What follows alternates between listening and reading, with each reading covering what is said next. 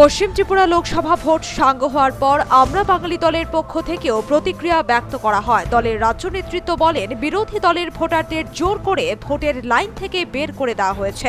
মোট কথা, এই নির্বাচনকে প্রহসনে পরিণত করেছে। আজকে যে নির্বাচন হলো, এটা একটা প্রহসনাত্মক নির্বাচন।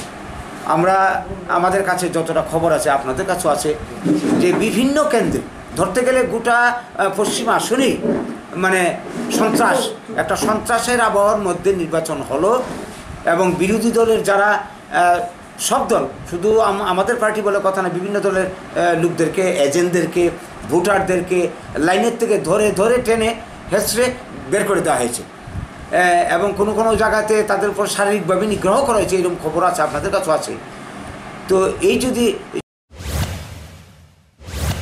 বিভিন্ন রাজনৈতিক দলগুলি এদিন শাসক বিজেপির বিরুদ্ধে প্রতিক্রিয়া ব্যক্ত করেছে। সেই সাথে নির্বাচন কমিশনও আরক্ষা দপ্তরের ভূমিকা নিয়ে সন্দেহ প্রকাশ করেছে।